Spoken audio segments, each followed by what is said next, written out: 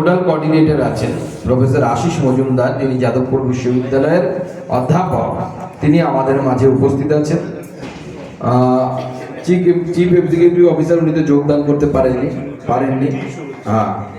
তীর্থঙ্কর বাবু আছেন, উনি তো আমার পূর্ব পরিচিত, নাবার্ডের ডিডিএম অর্থাৎ দক্ষিণ দিনাজপুরের দায়িত্বে আছেন। এলডিএম অর্থাৎ লিড ব্যাংক কৌশল কিশোর জি, তিনি আমাদের মাঝে উপস্থিত আছেন। বিশ্বজিৎ গোস্বামী, উপস্থিত আছেন তরুণ কুমার দাস, যিনি আপনারা শুনলেন উত্তরবঙ্গ কৃষি বিশ্ববিদ্যালয়ের যে মাঝিয়ান ফার্ম আছে তার একটা বিশেষ অঞ্চলের তিনি দায়িত্বে আছেন। এছাড়াও আরও অনেক বিশিষ্টজন আছেন, চক্রবর্তীবাবু আছেন এবং অন্যান্য আছে, সবার নাম নিচ্ছি না। দাসবাবু এসছেন উড়িষ্যা থেকে এবং অন্যান্য যারা ব্যক্তি এখানে আছেন, তাদের সকলকে প্রথমে এখানে আসার জন্য, কারণ বালুরঘাটে সহজে কেউ আসতে চায় না, অনেকটা দূর, তো আপনারা এখানে এসছেন। প্রথমে আমি আমার তরফ থেকে আপনাদের সকলকে অসংখ্য ধন্যবাদ জানাই। এবার এটার আমরা ব্যবস্থা কেন করেছি তার কারণ হচ্ছে, আমাদের যারা কৃষক তারা মূলত দক্ষিণ দিনাজপুরের কৃষকরা হয় ধান চাষ করে, না হয় পাট চাষ করে, সবজি চাষ করে, এরকম যেগুলো সব পরিচিত। আলু কখনো লাগাচ্ছে, কখনো অন্য কিছু লাগানো হচ্ছে। কিন্তু আমাদের দেশে কি দেখা যায় বা আমাদের পশ্চিমবঙ্গে কি দেখা যায়, যেবার আলু হয় না সেবার আলুর দাম বেড়ে যায়, পরের বার সবাই একসাথে আলু লাগায়, দাম বেশি পাওয়া যাবে বলে কি হয়, পরের বার দাম যাই কমে, তো সবাই আলু লাগাচ্ছে, তাদের দাম থাকবে কোথা থেকে? তো যে কোনো জিনিসের দাম নির্ভর করে হচ্ছে যে জিনিস কম পাওয়া যায় তার দাম বেশি। আপনারা জানেন সোনার দাম অনেক, সোনার দাম এত কেন? কারণ সোনা পৃথিবীতে কম পাওয়া যায়। যদি বেশি পাওয়া যায় ইট পাথরের মতো, তাহলে কি সোনার দাম থাকতো? সোনার দাম থাকতো না। তো সেরকম আমরা যদি সবাই মিলে যদি ধান চাষই করি, যেটা আমরা মূলত করি এখানে, তাহলে ধানের দাম তো আমরা পাবো না। সবাই ধান বেশি হবে, ধানের দাম কোথা থেকে পাবো? তো আমাদের সেই জন্য অল্টারনেটিভ ইংরেজিতে বলে, এটার বাংলা করলে অন্য ধরনের কোনো আমাদের একটা কৃষিকাজের দিকে যেতে হবে। তার জন্য সব থেকে অনেকগুলো আছে, তার মধ্যে অন্যতম হচ্ছে মেডিসিনাল প্ল্যান্ট, বাংলায় যাকে বলে ভেষজ গাছ। ভেষজ গাছ মানে কি? যার কোনো না কোনো আয়ুর্বেদিক বা কোনো গুণাগুণ আছে। ওই যে অশ্বগন্ধা বললেন, তার আগে আপনি কি বললেন, ওটা যেন স্টিভিয়া বললেন। স্টিভিয়া গাছটা মিষ্টি, পাতাটা যদি চিবিয়ে খান মিষ্টি লাগে। তো ওটা যাদের সুগার, যেমন আমার সুগার আছে, আমার সুগার হয়ে গেছে, চিনি তো খাওয়া যাবে না, তাহলে চা খেতে গেলে কি খেতে হবে? ওই স্টিভিয়া দিয়ে তৈরি যদি চিনির মতো কিছু থাকে ওটা গুলে দেন, তাহলে ওটা চাটা মিষ্টি হয়ে যাবে, কিন্তু আমার সুগারও বাড়বে না।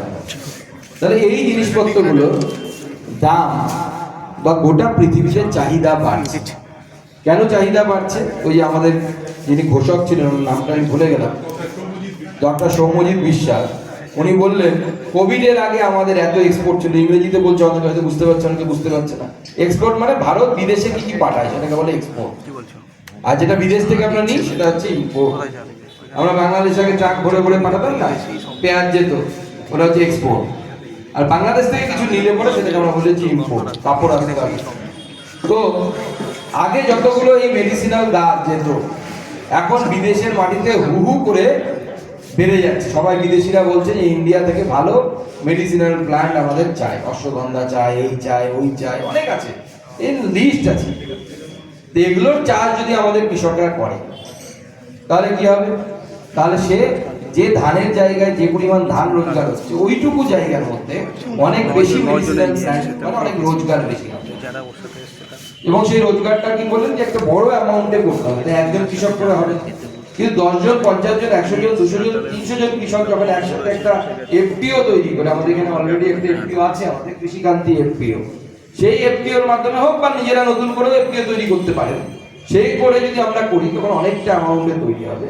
এবং সেই আপনারা যেটা তৈরি করবেন, এখানে আমাদের বিশেষজ্ঞদেরকে ডাকা হয়েছে, এরা আপনাদেরকে বলে দেবে যে কোন এই মাটিতে কোনটা করলে ভালো হবে। অশ্বগন্ধা করলে ভালো হবে, নাকি সিট্রোলা অয়েল করলে ভালো হবে? ওখানে আবার ওই অয়েল আমরা যে নিমাইল সব কিনাই পাওয়া যায় না, সুন্দর গন্ধ বেরোয়, ওই তেলটা দেয়, ওই তেলটাকে আস্তে গাছ থেকে। তো এই ধরনের গাছগুলো চাষ করলে পরে তার যে কি কত বড় কি হতে পারে, বিরাট কিছু একটা হওয়ার জায়গা থাকে। এই সমস্ত গাছের চাষ করলে বিরাট অর্থ রোজগারের জায়গা থাকে। সেইটা বোঝার জন্য আমাদের এখানে যারা বিশেষজ্ঞ আছে তাদেরকে ডাকা হয়েছে। এবং নরেন্দ্র মোদীজি নেতৃত্বে এই ভেষজ উদ্ভিদের চাষকে আরো বেশি কৃষকের কাছে যেন পৌঁছে যায়, তার জন্য এই প্রচেষ্টা চলছে। তার জন্য ডিজিটাল মার্কেট আছে। ডিজিটাল মার্কেট কি? ইন্টারনেট। এখন সবার বড় মোবাইল, বেশিরভাগ লোকের বড় মোবাইল হয়ে গেছে। ওই মোবাইলে বসে আপনি চড়ক বলে একটা প্ল্যাটফর্ম আছে, সেই প্ল্যাটফর্মে আপনি ধরুন অশ্বগন্ধা বা এই ভদ্রলোক আমাকে চক্রবর্তী বাবু দিলেন, এটা প্রয়োজনে ওখানে আপনি ছবি তুলে দিতে পারেন যে চড়ক থেকে যারা ডিমান্ড করে তারা আমাদের কিনতে পারবে, সরাসরি আপনার কাছে অর্ডার চলে আসবে। কিন্তু আমি বারবার বলছি না, একজন কৃষকের পক্ষে সম্ভব না। এফপিও তৈরি করে যদি করি, যে কৃষিকান্তি এফপিও তৈরি অশ্বগন্ধা বা অমুক যে ধরনের বা কোনো চূর্ণ, ইসবগুল, এরকম অনেক কিছু আছে যেগুলো আমরা চাষ করে আমরা এগুলোকে মার্কেটিং করতে পারি, এবং সেই মার্কেটিংকে আমরা আগামী দিনে আমাদের রোজগারের অন্যতম উপায় করতে পারি। এবং রোজগার ভালো বেশি হলে কার না ভালো লাগে? কি ভালো লাগবে তো? হ্যাঁ, রোজগার বেশি হলে। তো সেই জন্য আমাদের চিরাচরিত যে প্রথাগত যে কৃষি, সেই কৃষি থেকে একটু বের হয়ে এসে আধুনিক কৃষক হতে হবে। আমাদের দেশে কৃষকদের এরকম দুরবস্থা, ছেঁড়া জামা কাপড় পরে জমিতে যাচ্ছে। আমেরিকাতে কি কৃষক নেই? আছে। জাপানে কি কৃষক নেই? আছে। তারা এই অবস্থায় দুরবস্থায় থাকে না। তার কারণ আমাদের কৃষক, আমাদের মধ্যে শেখানো হয়েছে যে পড়াশুনো শিখে গেছে বলে তারা কৃষিকাজ করা হবে না। আপনি অন্য জায়গায় গিয়ে দেখবেন, এমনকি আমাদের দেশেও শুরু হয়েছে যে ইঞ্জিনিয়ারিং পাস করেও কৃষিকাজ করছে, এরকম লোকও আমাদের দেশে এখন তৈরি হচ্ছে আস্তে আস্তে। সেই জায়গার দিন আসছে, কিন্তু তার জন্য আমাদের কৃষকদেরকে বুদ্ধিমান, আর ইংরেজিতে একটা শব্দ আছে স্মার্ট হতে হবে। স্মার্ট মানে জামা প্যান্ট কোটটাই করলে কেউ স্মার্ট হয় না, বুদ্ধিটা স্মার্ট হতে হবে। যে সবাই মিলে যদি ধান চাষ করি তাহলে ধানের দাম পাবো না, এটা একটা সত্যি কথা। তাহলে কিছু লোক যদি ধান চাষ করলো, আর আমি যদি একটু সাইডে বেরিয়ে আমি কোনো ভেষজ উদ্ভিদ চাষ করলাম, অ্যালোভেরা চাষ করলাম, আমি তুলসী চাষ করলাম, এবং সেগুলোর মার্কেটের সাথে কানেক্ট করলাম। আগেই চাষ করে দিলাম তাহলে আগে মার্কেটের সাথে কানেক্ট করতে হবে। আর এই চাষ করার ক্ষেত্রে আপনারা সরকারি কোনো সুযোগ সুবিধা পাবেন কিনা, তার জন্য এই দুজন এক্সপার্টকে আমরা ডেকেছি। একজন নাবার্ড থেকে এসছেন, যারা কৃষকদের কিষাণ ক্রেডিট কার্ড দেন, আপনারা দিচ্ছেন তো, ব্যাংক থেকে দেয় কিন্তু আপনারা সহযোগিতা করেন। তো তখন নাবার্ড লোন দেয়, কিষাণ ক্রেডিট কার্ডের ব্যাংক থেকেই দিচ্ছে। তো এই নাবার্ড এই ধরনের কাজকর্ম করে, অর্থাৎ কৃষিক্ষেত্রকে নিয়ে বিভিন্ন ধরনের প্রকল্প কি আছে সরকারের, সেগুলো আপনাদের সামনে তুলে ধরবে, এবং সেখানে ভর্তুকি কি হতে পারে, সাবসিডি কি হতে পারে, এই বিষয়ে উনি বলবেন। এদিকে ব্যাংকে লিড ব্যাংকে যিনি এসছেন কৌশল কিশোর মহাশয়, তিনি আপনাদেরকে বলবেন যে ব্যাংকের তরফ থেকে কি কি সুযোগ সুবিধা আছে, কিভাবে লোন পাওয়া যেতে পারে, লোন পেতে গেলে কি কি করতে হয়, সেই সুযোগ সুবিধাগুলো তিনি বলবেন।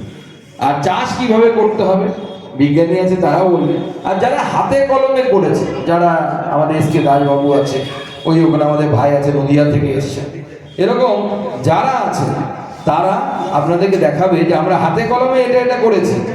হাতে কলমে না করলে তো হবে না, যে আমাকে বলে ধান বুনতে হবে, আমি পারবো? আমার অভিজ্ঞতা নেই, আমি হাতে কলমে করেই দেখিনি। বই পড়ে ওই কাজ হবে না। তাহলে কি করতে হবে? যার অভিজ্ঞতা আছে তার কাছ থেকে জানতে হবে যে কিভাবে করতে হয়, আর কিভাবে করলে আমরা তার দাম পাবো, আর কোথায় বিক্রি হবে। সবার আগে ওটা দরকার। ধান তো সব জায়গায় বিক্রি হয়, কিন্তু অ্যালোভেরা তো সব জায়গায় বিক্রি হবে না। সেটা কোথায় বিক্রি হবে এটা আমাদেরকে জানতে হবে। সেটা কেন্দ্র সরকারের তরফ থেকে নরেন্দ্র মোদীর যে আয়ুষ ডিপার্টমেন্ট আছে, সেই আয়ুষ ডিপার্টমেন্টের সেক্রেটারি আমার সাথে দেখা করতে এসেছিলেন। তখন আমি তাকে দিল্লিতে, তখন আমি বলি যে আমার এলাকায় এরকম একটা কিছু করতে হবে। উনি যাদবপুরে আমাদের অধ্যাপক সাহেবকে ফোন করেন, এবং ফোন করে বলেন যে ঠিক আছে, এই ধরনের একটা কার্যক্রম আমরা করলাম। এবং আমি বারবার বলছি, এটা প্রথম এবং এটা শেষ যেন না, এর মাঝে আমরা বারবার বসবো। এনারা প্রয়োজনে, এনাদের সবাই হয়তো একবারে আসবে না, যখন যে সমস্যা হবে তার জন্য আসবে, এবং একসাথে হয়ে আমাদের জমির একটা অংশ আমরা এফপিওর মাধ্যমে সবাই মিলে অন্য কোনো ধরনের একটা চাষ আমরা করবো, যার মধ্যে দিয়ে আমাদের রোজগার বাড়বে। আমাদের এই অঞ্চলে কৃষিকাজই হচ্ছে মূল জীবিকা। সেটা কৃষকরা যদি অর্থবান হয়, কৃষকদের হাতে যদি পয়সা আসে, তাহলে পরে আমরা এই জেলার অর্থনৈতিক অবস্থার উন্নতি সম্ভব হবে, এবং তার ফলে সবার ভালো হবে। সেটা আপনাদেরকে অনুরোধ করবো যে মিটিংয়ে এলাম, একটু খাইয়ে দিল, একটা ব্যাগ নিলাম, বাড়িতে গিয়ে চলে গেলাম, ভুলে গেলাম, তাহলে লাভ হবে না। কী করতে হবে? যেটা শিখলাম সেটাকে মাটিতে নিয়ে যেতে হবে, তাহলে আমাকে তখন বলবে স্মার্ট কৃষক। আর স্মার্ট এখনকার দিনে হচ্ছে আগে বলতো ইংরেজিতে বলতো হার্ড ওয়ার্ক করতে হবে, হার্ড ওয়ার্ক মানে খুব পরিশ্রম করতে হবে। এখনকার যুগে অন্য কথা বলছে, হার্ড ওয়ার্ক করে লাভ নেই, স্মার্ট ওয়ার্ক করতে হবে। মানে খুব খাটলাম আমি অনেকক্ষণ ধরে, 1 ঘন্টা ধরে দেয়ালটাকে ঠেকে, দেয়ালটা পিছনে যাবে? যাবে না। হার্ড ওয়ার্ক তো করলাম, লাভ হবে কোনো লাভ হবে না, কারণ এটা যাবেই না। এখন সেটা স্মার্ট ওয়ার্ক করতে হবে, মানে বুদ্ধিমত্তার সাথে কাজ করতে হবে। বুদ্ধি দিয়ে কৃষির কাজও এখন বুদ্ধি দিয়ে করতে হবে। এখন এমন এমন টেকনোলজি চলে এসেছে বিজ্ঞানের উন্নতির জন্য। এখন আর গাছে আমরা যেমন জল দিতাম আগে, কোট ক্ষেত ভরে দিলাম, এখন হয় না। এখন গাছের গোড়ায় গোড়ায় জল দেওয়ার মতো ব্যবস্থা, ইংরেজিতে মাইক্রো ইরিগেশন বলে, সেই ধরনের ব্যবস্থা চলে এসেছে, বাইরের কৃষকরা করছে। আমাদের এই রাজ্যের কৃষকরা অত্যন্ত পিছিয়ে আছে, কারণ আমরা ওই প্রথাগত ধান, পাট, গম, সবজি, এর বাইরে আমরা ডাল, দু একটা জায়গায় ডাল হয়, তার বাইরে আমরা বেরোতেই পারছি না, জানি না কি করতে হয়। কিভাবে ভয় লাগে যে আমি তো এর বাইরে কোনো করিনি, তাহলে আমরা হবে কি হবে না, পারবো কি পারবো না, ফসলটা ঠিক হবে কিনা, লস হবে কিনা, তার কি হতে পারে, এই সমস্ত বিষয় নিয়ে আলোচনা করার জন্য এনাদেরকে ডাকা হয়েছে, যাতে আমরা এটাকে নিয়ে সামনের দিকে এগিয়ে যেতে পারি। এবং এর মাধ্যমে আজকে হয়তো আপনারা এখন কত 100-র কাছাকাছি কৃষক এখানে আছেন। আমার বিশ্বাস আগামী দিনে একবার যদি আপনাদের মধ্যে থেকে কিছু মানুষ সফলতার সাথে যদি এই মেডিসিনাল গাছ বা ভেষজ উদ্ভিদের চাষ আপনারা সফলতার সাথে করতে পারেন, এবং তারপরে যদি সেটা একটা ভালো মার্কেট তৈরি করতে পারি, হাজার হাজার কৃষক এখানে এসে লাইন দেবে এই চাষ করার জন্য। কিন্তু অ্যাডভান্টেজ কারা পাবে? যারা প্রথমে শুরু করবে তারা লাভ পাবে। সেই জন্য প্রথমে আপনারা সুযোগ পাচ্ছেন, এই সুযোগটাকে সদ্ব্যবহার করুন, কাজে লাগান।